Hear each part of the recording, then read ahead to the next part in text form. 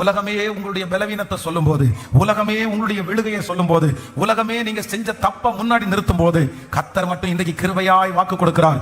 உங்கள் பலவீனத்தை அல்ல, உங்கள் பலத்தையே கர்த்தர் பார்க்கிறார். உங்கள்கிட்ட இன்னும் பலன் இருக்குன்னு கர்த்தர் சொல்லுகிறார். நீங்க திறமசாலிதான் கர்த்தர் சொல்லுகிறார்.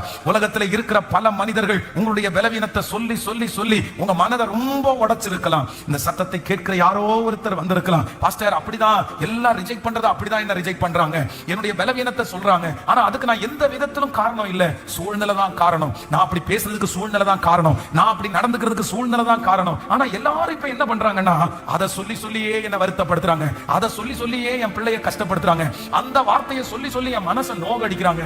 எனக்கே ஒரு இன்ஃபீரியரா இருக்குது, எனக்கே ஒரு கில்ட்டி கான்சியஸா இருக்குது, நான் என்ன ரொம்ப வெறுக்கிறேன், நான் அப்படி நடந்திருக்க கூடாதோ, நான் அப்படி பண்ணிருக்க கூடாதோ, நான் இந்த மாதிரி ஒரு குடும்பத்துல பிறந்திருக்க கூடாதோ அப்படின்னு எல்லாம் உங்க மனசுல நினைவுகள் வரலாம். ஆனா கர்த்தர் கிருபையாய் வாக்கு கொடுக்கிறார்.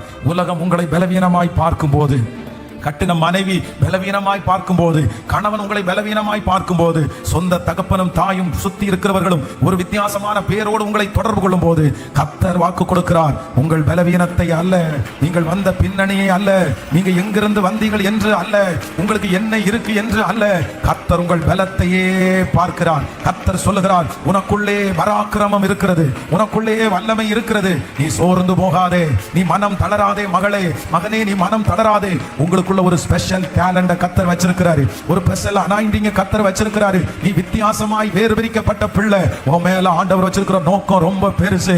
கர்த்தர் சொல்லுகிறார், இல்ல உன்னை நான் எழுப்புவேன், உன்னை நான் பயன்படுத்துவேன், உன்னை தலைவன் ஆக்குவேன், உன்னை தலைவி ஆக்குவேன், உன் தலையை நிமிர பண்ணுவேன். நம்புறவங்க நல்ல கரங்களை தட்டி முழு பலத்தோடு ஆமே